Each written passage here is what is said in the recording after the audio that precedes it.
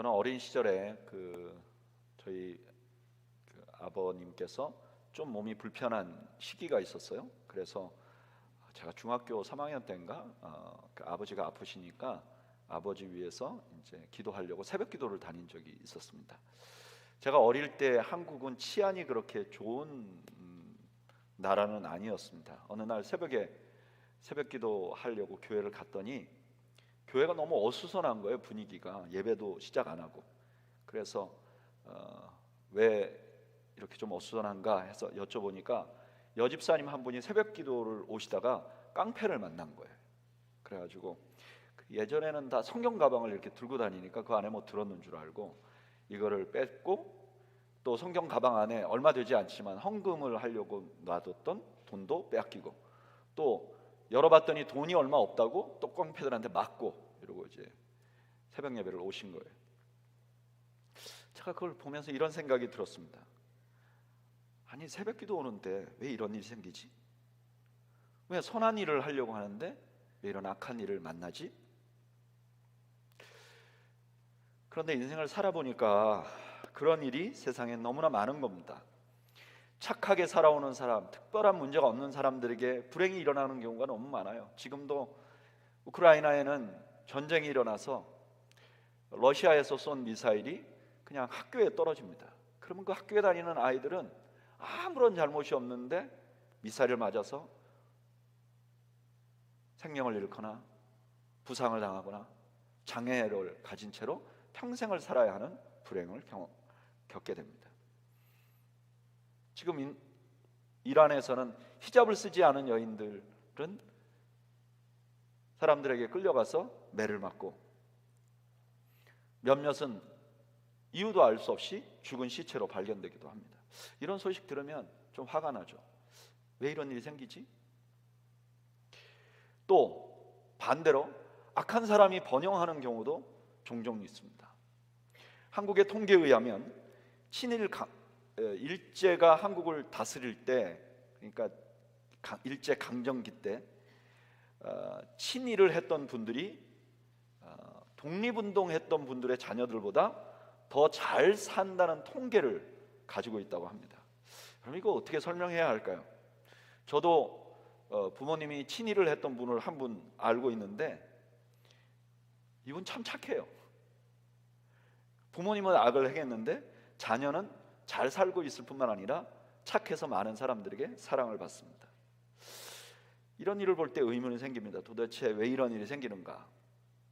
오늘 성경이 바로 이런 일이 생기는 것을 다루고 있어요. 전도서 8장 14절, 세상에서 행해지는 헛된 일이 있나니 곧 악인들의 행위를 따라 벌을 받는 의인들도 있고 의인들의 행위를 따라 상을 받는 악인들도 있다는 것이라. 내가 이르노니 이것도 헛되도다. 우리가 살아가는 세상엔 이런 일이 있다는 거예요. 분명히 선하게 살았는데 악한 일을 경험하는 사람도 있고, 악하게 살았는데 잘 사는 사람도 있다는 거예요. 그러면 이런 일이 비일비재하게 일어나는 세상에서 우리는 어떻게 살아야 될까? 제일 먼저 오늘 지혜자가 이렇게 말합니다. 아무리 이해가 안 되는 일이 있어도 하나님을 원망하면 안 됩니다. 왜 이런 말을 하는가? 이런 이해가 안 되는 일이 생기면요, 믿는 분들은 이렇게 질문해요. 도대체 왜 이런 일이 세상에 생기죠? 라고 질문하는 대신에 하나님은 도대체 왜 이런 일이 생기도록 놔두죠? 이런 질문이 생겨요. 그래서 이런 상황이 되도록 아무것도 하지 않은 듯한 하나님께 막 화를 냅니다. 또는 어떤 분들은 섭섭한 마음을 가지기도 해요. 저도 그런 적이 있습니다. 1999년도인지 2000년도인지 기억이 잘 안 나지만 탈북한 우리 동포들을 돕는 일을 위해서 연변을 방문한 일이 있었습니다. 쌀을 짊어지고 산 위에 올라갔어요. 가보니까 몇 분들이 산속에 숨어서 살고 계신데, 그분들의 상황을 보니까 너무 마음이 아픈 거예요. 어떤 분은 그 두만강을 건너오시다가 이 동상이 걸려가지고 이걸 치료를 못해서 발이 그냥 시커멓게, 동상이 걸려서 발이 마치 그 기브스한 그것처럼 그렇게 단단해져 가지고 시커멓게 썩어 있는 분들이 있기도 하고, 어떤 키가 자그마한 어머니가 7살짜리라고 하는데 아이를 업고 있는데 이 아이의 몸이 한 4살, 5살 정도밖에 안 되는데 더 가슴이 아픈 거는 이 7살짜리 아이가 엄마 포대기에 쌓여갖고 엄마한테 업혀갖고 담배를 피우는 거예요. 마음이 무너지는 거죠. 탈북을 했는데도, 살아보려고 왔는데도 도대체 인성을 가지고 살 수 없고, 또 그나마 많은 사람들은 중국 노인들에게 팔려가서 평생 살아야 되는 여성들도 꽤 많았다고 합니다. 근데 그분들의 말에 의하면 그래도 북한에 남아있는 것보다는 여기가 낫다는 거예요. 그곳에서 많은 사람들이 우리 목사님이 왔으니까 함께 예배드리자고 저보고 예배를 인도하라 그러는데 찬송이 안 나오더라고요. 이런 어처구니 없는 환경 속에 하나님을 찬양하려고 그러는데 찬송이 입에 떨어지지 않더라고요.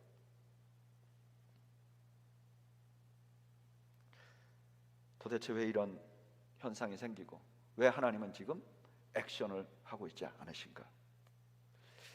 이런 일이 저에게만 일어나는 일은 아닙니다. 랍비인 해럴드 쿠시너라는 분이 아주 유명한 책을 썼어요. 아주 오래전에 쓴 책인데 왜 선한 사람에게 나쁜 일이 생기는가, 이런 책을 썼어요. 근데 이 책에서 이분이 이렇게 말해요. 선한 사람들의 불행은 그것을 겪는 당사자들과 그 가족들에게만 문제가 되는 것이 아니다. 그것은 의롭고 공정하며 살기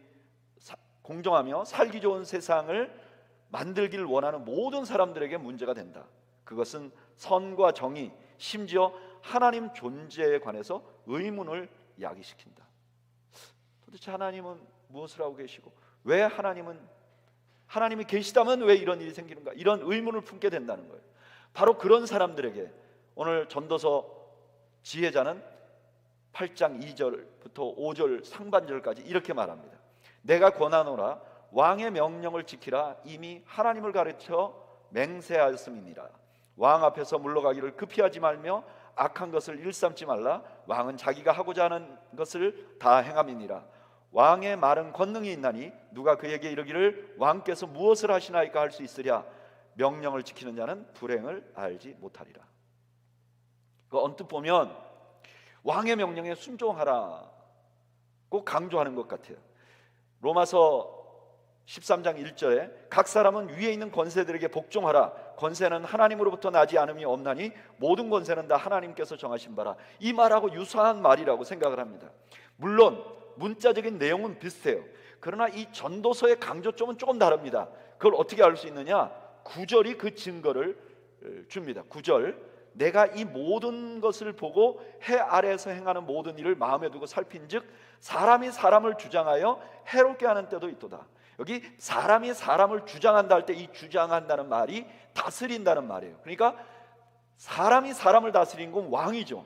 왕이 하는 일도 올바르지 않게 하는, 사람을 해롭게 하는 일도 있다는 거예요. 그러니까 이 8장 2절에서 5절까지 그냥 왕에게 무조건 복종하라 이런 말이 아니라는 걸 알 수 있어요. 왕의 일도 실수가 있고 해를 끼치는 일이 있다고 말하니까요. 그러면 이거는 무슨 뜻일까요? 여기 왕의 명령을 지켜야 되는 이유가 뭐냐? 하나님께 맹세했기 때문이에요. 그러니까 왕에게 복종해야 될 이유가 하나님께 있는 거예요. 이런 관점에서 이 말씀을 보면 이 말씀은 왕을 사용해서 하나님께 하지 말아야 할 태도를 가르치는 겁니다. 그러니까 이런 거예요. 너희가 인간 왕에게도 이해가 안 된다고 왕이여 이거 왜 이렇게 하십니까? 라고 말하면 넌 살아남지 못할 거야. 그거 다 알잖아. 그런데 하나님께 그렇게 하면 안 돼.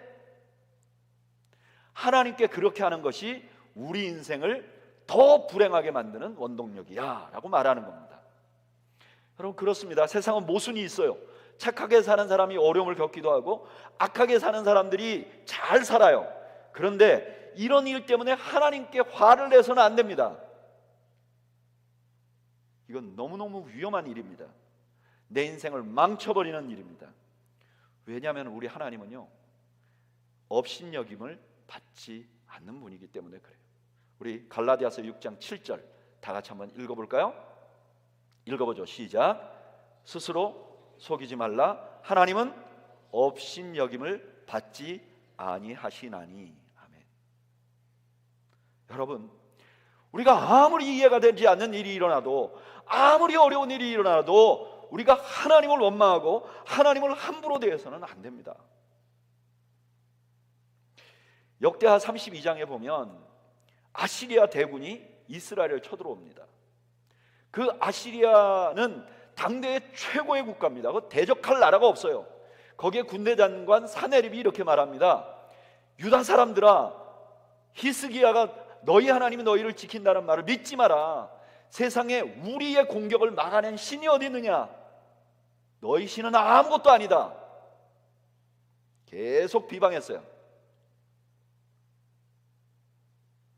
결과 어떻게 됐죠? 역대하 32장 21절에 보면 하나님께서 한 천사를 보내서 아시리아 진영의 모든 군사와 장병을 쓸어버립니다.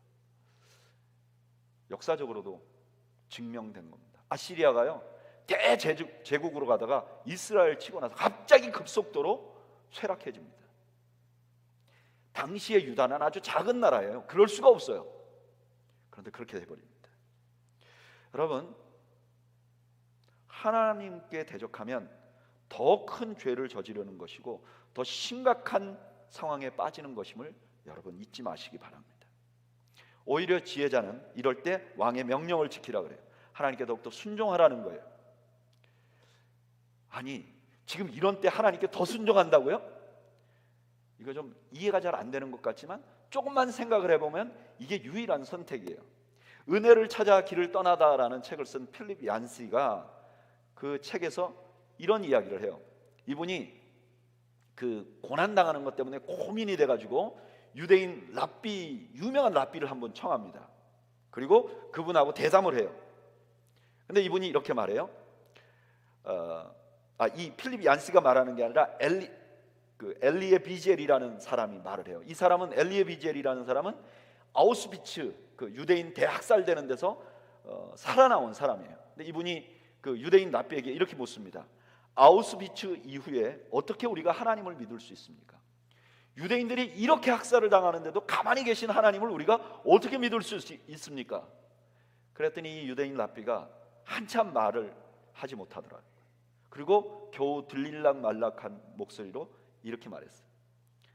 아우슈비츠 이후로 어떻게 하나님을 믿지 않을 수 있습니까?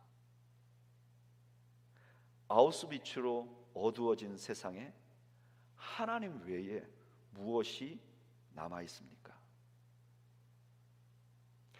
세상이요, 부조리해요. 모순이 가득해요. 근데 어떻게 해야 되는가?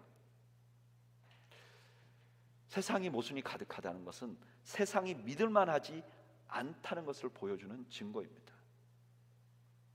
우리는 이럴 때 더욱 믿을만한 하나님께 가까이 해야 합니다. 하나님께 더 가까이 가야 합니다.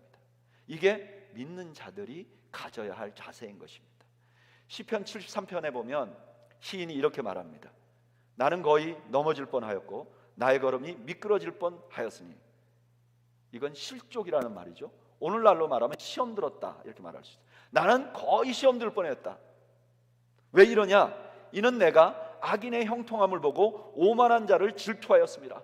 악인들이 잘 되는 거 보고 내가 거의 시험 들었다. 그런데 이분이 마지막에 어떻게 마무리하는가? 시편 73편 28절에 하나님께 가까이 함이 내게 복이라. 악인이 형통한 이 세상에 보니까 세상을 믿을 수가 없어. 세상은 공평하지 않아. 그래서 나는 더 하나님께 나아갑니다. 여러분, 여러분들의 삶이나 우리가 살아가는 세상에 내가 이해가 되지 않는 일이 생겨도 절대로 하나님을 원망하지 않는 여러분들이 되시기를 바랍니다. 하나님께 한 걸음 더 나아가시는 여러분들이 되시기를 주님의 이름으로 축원합니다. 왜 대답들이 없으신가요? 그렇게 안 하려고 원망하시려고 작정하셨습니까? 또 하나, 이런 일이 생길 때 무엇을 해야 되느냐? 우리가 다 모든 것을 다 알 수 없다는 걸 인정해야 돼요. 전도서 8장 1절 이렇게 시작합니다. 누가 지혜자와 같으며 누가 사물의 이치를 아는 자이냐? 하나님의 지혜는 그의 얼굴에 광채가 나게 하나니 그의 얼굴에 사나운 것이 변하느니라. 여러분, 우리가 전도서를 쭉 이렇게 강해를 해오는데요, 전도서 전체 중에서 전도서 8장이 가장 이해하기 어려운 말씀 중에 하나예요. 왜냐하면 이 각 절이 그냥 쉽게 이해할 수 있는 절이 거의 없어요. 사실 이 1절도 이해하기가 굉장히 어렵습니다. 이게 무슨 말인가? 이 본문을 정확하게 이해하려면 8장 1절이 긍정적인 얘기를 하려고 하는지 부정적인 얘기를 하려고 하는지를 먼저 알아야 돼요. 제가 질문을 드려볼게요. 여러분, 세상의 사물의 모든 이치를 아는 사람이 있을까요? 없을까요? 없어요. 그러면 두 번째 질문을 하게 됩니다. 내가 지혜가 너무 많아서 얼굴에 광채가 나는 사람이 있을까요? 없을까요? 세상에는 얼굴에 광채가 났던 사람이 딱 한 명 있습니다. 그게 누구냐? 모세예요. 모세가 언제 얼굴에 광채가 났는가? 출애굽기 34장 29절에 보면 하나님을 만나고 나서 얼굴에 광채가 나요. 그러니까 자기 안에 지혜로 광채가 난 것이 아니고 하나님 때문에 광채가 난 거예요. 그러니까 자기 안에서 지혜가 많아서 광채가 난 사람은 세상에 없어요. 그럼 무슨 뜻이에요? 세상에 지혜자가 없다는 거예요. 근데 만약에 지혜자가 있다면 이 지혜자는 어떤 사람이냐? 세상의 이치를 다 알아야 돼요. 근데 그 세상의 이치라는 게 뭐냐? 전도서 8장 5절 하반절이 설명을 해요. 하반절 이렇게 말해요. 지혜자의 마음은 때와 판단을 분별하나니. 세상의 이치를 다 한다는 게 뭐냐? 언제 무슨 일이 일어날지 때를 아는 거예요. 또 하나는 판단. 이건 뭐냐면 판단하는 기준을 의미해요. 이게 옳은지 틀린지 정확하게 판단할 수 있는 기준. 그러니까 만약에 지혜자가 있다면 그 사람은 언제 무슨 일이 일어날지, 그리고 이것에 대한 판단 기준이 무엇인지 분명하게 말해줘요.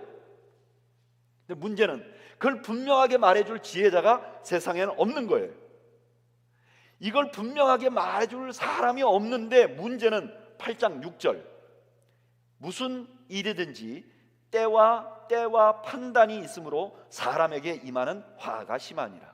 그런데 문제는 우리가 살아가는 모든 세상에는 때와 판단이 동시에 일어난다는 거예요. 어떤 일이라도 때가 있고 판단이 있는데 모든 일에는 때가 있고 판단이 있는데 그것을 정확히 알 수 있는 사람은 없기 때문에 이 세상이 화라는 거예요. 여러분, 이게 사실입니다. 우리가요 불행하게 되는 가장 큰 이유가 왜 저 사람 저렇게 악하게 살았는데 저렇게 잘 됩니까? 이렇게 마음에 분노하는 이유가 시기를 몰라서 그래요. 전도서 18장 11절에 이렇게 말합니다. 악한 일에 관한 징벌이 속히 실행되지 아니하므로 인생들이 악을 행하는 데에 마음이 담대하도다. 악인이 잘 되는 걸 보면 얼른 징벌이 와야 되는데 징벌이 안 오는 걸 보고 화가 나는 거예요. 그런데 우리가 저 징벌은 10년 후에 일어난다, 저 징벌은 30년 후에 일어난다는 걸 알면 화날 일이 없다는 거예요. 예를 들면 부모님은 잘 못했는데 그 자손들이 잘 돼, 그 다음에 언제쯤 되면 그거에 대한 보응을 받는다면 우리가 화날 일이 없는 거죠. 또 하나 우리가 화가 나는 이유는 판단 기준이 정확하지 않아서 그래요. 전도서 8장 12절 하반절에서 13절을 보면 이렇게 말해요. 또한 내가 아노니 하나님을 경외하며 그를 경외하는 자들은 잘 될 것이요 악인은 잘 되지 못하며 장수하지 못하고 그 날이 그림자 같으리니 이는 하나님을 경외하지 아니함이니라. 내가 알고 있는 거는 의롭게 살면 잘 된다는 거예요.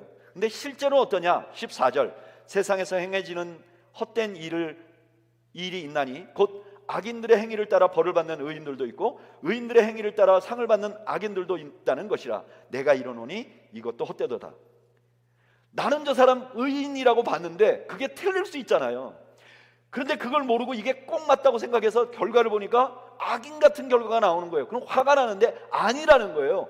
우리가 갖고 있는 그 판단, 내가 저 사람 악인이야, 저 사람 의인이야 이렇게 판단하지만 그것은 공평한 판단이 아니라는 거예요. 그러니까 자꾸 우리가 화가 난다는 거예요. 그럼 이런 세상에서 우리는 때도 모르고 시기도 몰라요. 그럼 어떻게 해야 되는가? 전도서 8장 15절에 이렇게 말해요. 이에 내가 희락을 찬양하노니 이는 사람이 먹고 마시고 즐거워하는 것보다 더 나은 일이 해 아래 없습니다. 그리고 17절에는 이렇게 말해요. 또 내가 하나님의 모든 행사를 살펴보니 해 아래서 행해지는 일을 사람이 능히 알아낼 수 없도다. 사람이 아무리 애를 써서 알아보려고 할지라도 능히 알지 못하나니 비록 지혜자가 아노라 할지라도 능히 알아내지 못하리로다. 종합해보면 이런 뜻이에요. 세상이 아직도 혼란스럽지? 그런데 그게 언제 그 징벌이 시행될지 내가 하는 판단이 맞는지 몰라서 화가 나지? 어쩔 수 없지? 그러니까 신경 쓰지 마, 그런 거. 그리고 너한테 준 거를 즐겁게 지내. 세상이 어떻게 돌아가든지 상관하지 마. 그냥 이기적으로 살아. 이런 말씀 같은 거예요. 여러분, 이 말씀이 받아들여지십니까? 세상이 모순되면 크리스찬들은 어떻게 되느냐? 신경 쓰지 말고 우리나 행복하게 살라. 이 말이 이해가 됩니까? 받아들여집니까? 저는 이게 답이 아닌 것 같아요. 무언가 허전해요. 전도자가 이렇게 말하고 마칠 리가 없는데 뭔가 허전해요. 그래서 8장을 여러 번 읽었어요. 이번에 설교 준비하면서 다시 여러 번 읽었어요. 그러다가 알아낸 게 있어요. 그게 뭐냐면은 전도자가 이렇게 그냥 혼자서 너에게 주어진 거 즐거워하고 그냥 나는 모른다는 걸 인정하라고 말한 이유가 있어요. 그 이유가 뭐냐? 지혜자가 없기 때문이에요. 그 지혜자는 누구냐? 어떤 사람이냐? 때를 알고 절대적인 판단 기준을 아는 사람. 그러면 이 사람에게는 모순될 것도 없고 언제 일어날지 기다릴 필요도 없는 그런 사람. 그러면 당연히 하나님을 원망하지 않게 되는, 그렇게 만들어줄 그 사람. 때와 판단을 정확히 아는 지혜자만 있으면 세상을 피해서 도피하는 것처럼 살지 않을 수 있다는 걸 가르쳐주는 거죠. 역설적으로. 여러분, 때와 판단 기준을 분명히 가지고 있는 분 누굴까요? 저는 그냥 예수님이 생각나던데요. 그냥 요한복음 7장 8절에 이렇게 말해요. 너희는 명절에 올라가라. 내 때가 아직 차지 못하였으니. 예수님은 지상사역을 하는 동안 철저하게 때를 맞춰서 사셨어요. 예수님은 때를 정확하게 아셨어요. 뿐만 아니라 모든 것을 올바로 판단하셨어요. 요한복음 8장 16절, 만일 내가 판단하여도 내 판단은 참되니. 주님은 언제든지 정확하게 판단하시는 분이에요. 그렇게 정확하게 판단하는 걸로 끝나는 게 아니라 모든 것을 분명하게 드러내게 하실 분이에요. 고린도전서 4장 5절, 그러므로 때가 이르기 전 곧 주께서 오시기까지 아무것도 판단하지 말라. 그가 어두움에 감춘 것을 드러내고 마음의 뜻을 나타내시리라. 어둠에 감춰진 거, 꿍꿍이 속 있는 거, 내가 저 사람 보니까 저 사람 분명히 착한 사람인데 실제로 들어가면 그 안에 능구렁이 같은 게 있었다는 것, 이런 실수 없다는 거예요. 주님은 다 드러내버린다는 거예요. 예수님만이 이 모순 가득한 세상에 진정한 답이 된다는 거예요. 여러분 믿으십니까? 예수님이 답이에요. 그럼 이런 질문이 생기잖아요. 예수님은 아는데 나는 모르잖아요. 예수님은 판단을 다 하는데 나는 못하잖아요. 예수님은 시기를 다 아는데 나는 모르잖아요. 근데 어떻게 이게 해결이 됩니까? 어떻게 예수님이 답이 됩니까? 제가 설교를 준비하면서 이 본문에 제가 드린 질문이에요. 하나님, 어떻게 해서 예수님이 답입니까? 근데요, 3절 4절에 은근한 답이 숨겨져 있더라고요. 아니, 정확히 말하면 답이 은근하게 숨겨져 있더라고요. 전도서 8장 3절에서 4절, 우리 다 같이 한번 읽어보겠습니다. 전도서 8장 3절에서 4절 읽어보죠. 시작. 왕 앞에서 물러가기를 급하게 하지 말며 악한 것을 일삼지 말라. 왕은 자기가 하고자 하는 것을 다 행함이니라. 왕의 말은 권능이 있나니 누가 그에게 이르기를 왕께서 무엇을 하시나이까 할 수 있으리야. 아멘. 왕은 하나님 앞에서 분노하지 말라고 하게 하기 위해서 사용한 모델입니다. 그러니까 이 말씀은 하나님을 그리고 있는 거예요. 그런데 이 불합리한 세상 속에서 하나님이 막 하고 싶은 게 있어요. 근데 이 하나님이 하고 싶은 일을 사람들은 이해를 못해. 이걸 이해를 못하니까 심지어 하나님에게 하나님 뭐 하십니까? 라고 물어보는 일이 있다는 거예요. 그 일이 뭘까요? 하나님 왜 이렇게 하십니까? 라고 물어보는 일이 있다는 거예요. 하나님이 하신 일인데 그게 뭘까요? 저는 이 질문을 딱 듣고 나니까 마가복음 8장 31절에서 34절이 생각이 나더라고요. 제가 읽어드릴게요. 인자가 많은 고난을 받고 장로들과 대제사장들과 서기관들에게 버림받아 죽임을 당하고 사흘 만에 살아나야 할 것을 비로소 그들에게 가르치시되 드러내놓고 이 말씀을 하시니 베드로가 예수를 붙들고 항변하며 예수께서 돌이키사 제자들을 보시고 베드로를 꾸짖어 이르시되 사단아 내 뒤로 물러가라. 지금 베드로가 예수님이 하시는 일이 이해가 안 돼서 어찌하여 이렇게 하십니까? 라고 항변을 했어요. 예수님이 하려고 했던 일은 뭐죠? 십자가에 죽으시는 것이죠. 그러면 다시 돌아가서 지금 하나님이 참 왕이신 하나님이 하시려 하는 일은 무엇일까요? 그 아들을 십자가에 못 박는 것입니다. 이 모순된 세상이 왜 모순된 세상이 생겼느냐? 죄 때문이고 이 죄 때문에 고통하는 우리들을 위해서 그 아들을 보내신 거예요. 그러면 다시 물어봅니다. 어떻게 해서 예수님이 답이 됩니까? 왜냐하면 예수님은 하나님께서 이 모순된 세상을 방치하지 않고 있다는 증거이며 사인이고 한 걸음 더 나아가서 이 모순된 세상을 바로잡기 위해 가장 큰 희생을 치르신 분이 하나님이시라는 것을 나타내는 증거이기 때문입니다. 이걸 알면 누구도 하나님을 원망할 수 없습니다. 하나님께 분노할 수 없습니다. 하나님께서는 우리에게 이렇게 물어보시는 거예요. 나는 이 모순된 세상을 위해서 내 아들을 내놓았다. 너는 무엇을 내놓았느냐? 너는 왜 아무 희생도 하지 않고 판단만 하고 화를 내고 있는가?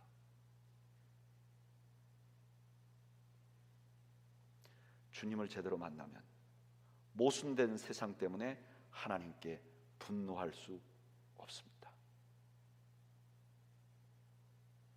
예수님은 이 모순된 세상을 위하여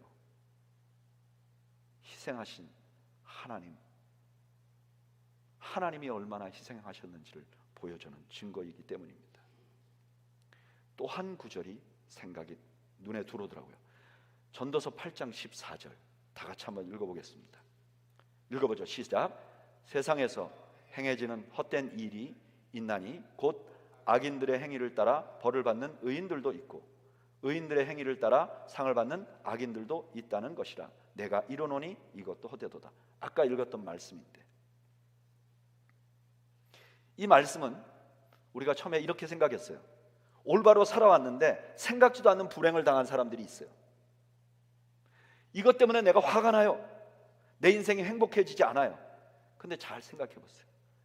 의인인데 악인처럼 대우를 받은 대표적인 사람이 누구죠? 바로 예수님이죠. 다시 물어봅니다. 이 모순된 세상을 사는 우리들에게 왜 예수님이 답이 됩니까? 이유는 예수님은 하나님께서 고통받는 자들과 함께 계시다는 것을 보여주는 증거이기 때문에 그래요. 예수님이야말로 고통받을 필요가 없잖아요. 악한 일을 겪을 필요가 없잖아요. 그런데 우리를 사랑하셔서 고통을 함께 겪으신 분이죠. 쿠어바디스라는 영화, 로마에서 집정관의 핍박을 받던 베드로가 도저히 견딜 수가 없어요. 그래서 로마를 빠져나옵니다. 거의 로마를 빠져나왔을 때 멀리서 주님이 자기에게 오는 것이 보입니다. 베드로 달려가서 이렇게 물어봅니다. 쿠어바디스 도미네, 주여 어디로 가십니까? 그 주님이 이렇게 말씀하셨죠. 너가 나의 백성을 버리고 나오니까 내가 그 백성들 안으로 들어가서 내가 십자가에 한 번 더 못 박혀 죽으려고 들어간다. 이 말에 충격을 받은 베드로는 멍하게 서 있습니다. 왜 하나님, 로마에 있는 저 형제와 자매들은 고통을 겪습니까? 왜 나는 주님을 따르는데 이렇게 핍박을 받습니까? 이런 게 다 사라져버린 거죠. 그리고 그는 한참 후에 몸을 돌려서 다시 로마로 들어갑니다.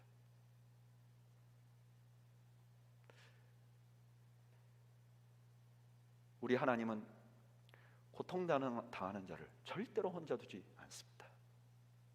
내가 봤을 때 저분 왜 저렇게 고통을 당하지? 왜 우크라이나의 사람들은, 왜 이란의 사람들은, 왜 많은 신실한 사람들은 왜 저렇게 당하지? 우리는 그렇게 멀리서 판단하고 있는데 우리 주님은 그분과 함께 계시다는 거예요. 그래서 그 주님을 만나면 모순이 분노가 아니라 사명이 되는 거예요. 베드로가 핍박당하는 형제와 자매들을 위해서 다시 로마로 들어가듯이 우리에게 모순된 세상이 사명이 되는 거예요.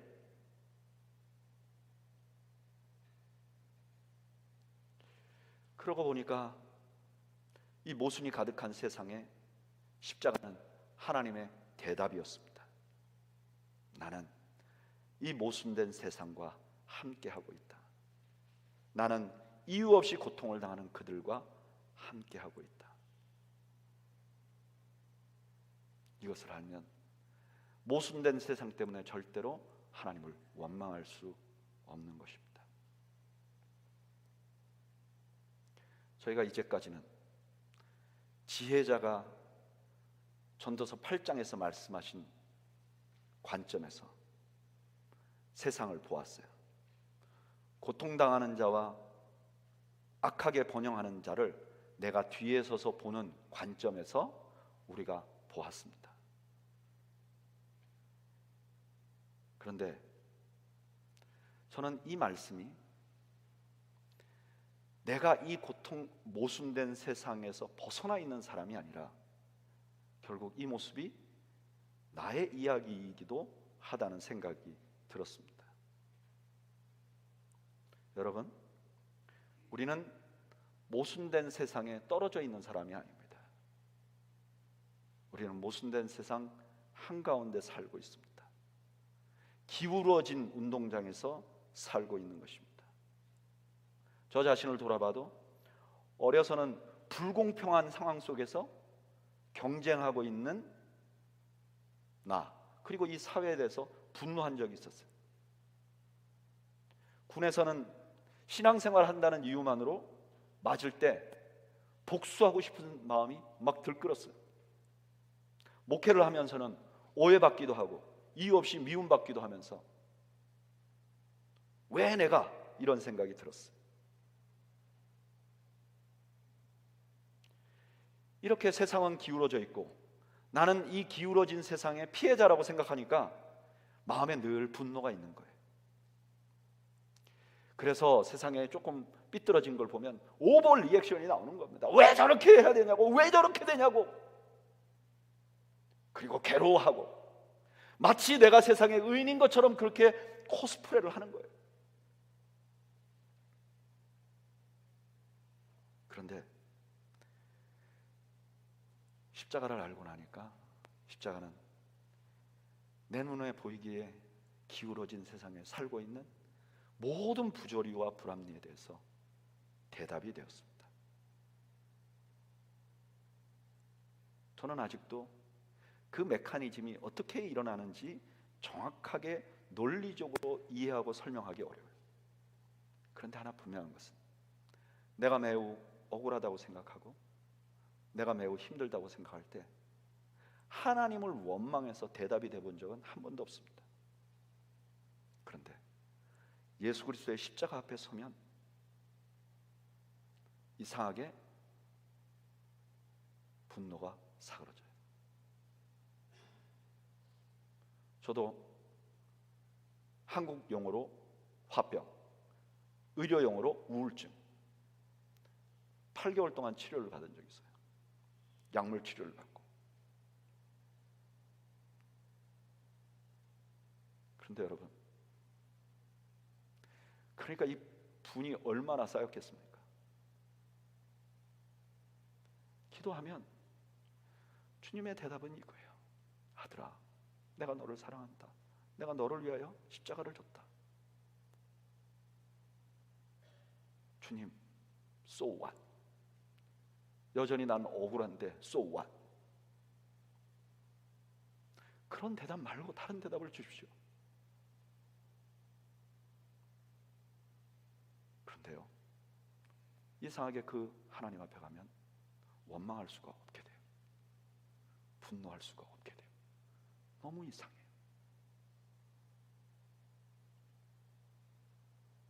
사랑하는 여러분, 세상도 모순되고요, 우리가 살아가는 인생, 내 인생도 모순돼요. 그래서 우리가 화가 나요.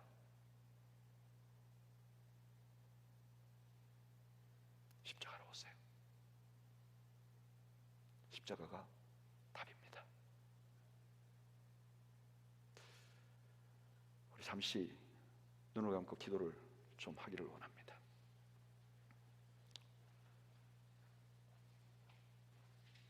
혹시 오늘 예배 나오신 여러분들 중에서 이 전도서에 주신 말씀이 바로 내 이야기 같다, 내 안에 화가 있는 것 같다, 그런 생각이 드시면 십자가를 기억하십시오. 나를 위하여 십자가를 지신 그 주님을 기억하십시오. 혹은 아직도 세상에 일어나는 많은 불합리 때문에 분노하고 있다면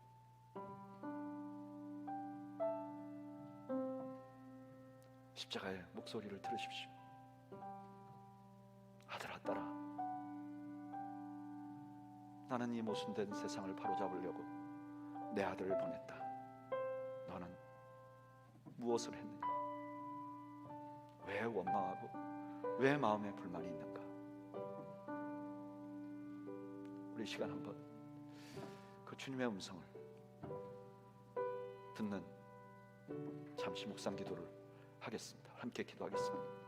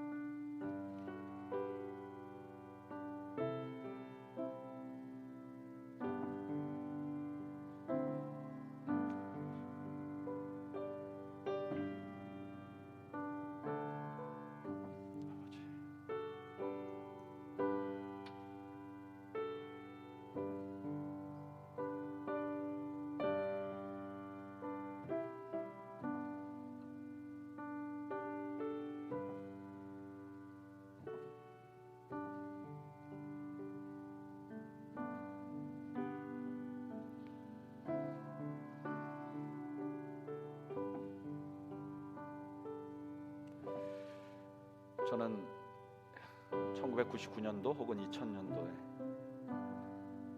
너무나 어려운 환경에 처해 있는 탈북한 분들을 보면서 찬송이 나오지 않았던 이유가 환경 때문이고 하나님 때문이라고 생각했었습니다.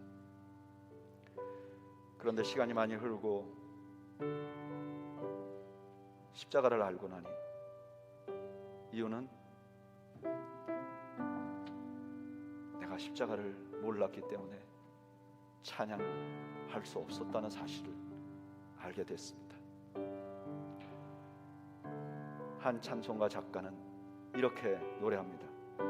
날 위하여 십자가에 중한 고통 받으사 대신 죽은 주 예수의 사랑하신 은혜여, 보배로운 피를 흘려 영영 죽을 죄에서 구속함을 받은 우리 어찌 찬양 안 할까. 어떤 상황에서도 우리 주님의 십자가를 알면 우리는 찬양할 수 있는 것입니다. 우리 그 마음을 담아서 날 위하여 십자가의 이 찬양 1절만 한번 다 같이 찬양하겠습니다. 날 위하여 십자가에 중한 한 고통 받으사 대신 죽은 주 예수의 사랑하신 은혜여, 오 배로운 피를 흘려 영영 죽을 죄에서 구속함을 받은 우리 어찌 찬양하나. 3절 한번 하겠습니다. 이 세상에 모진 풍파 쉬지 않고 불어도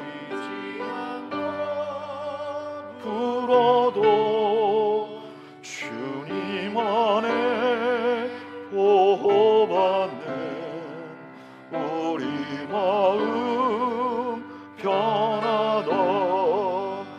늘 깨어서 기도하고 저 천국을 바라며 주님만을 기다리니 어찌 찬양할까.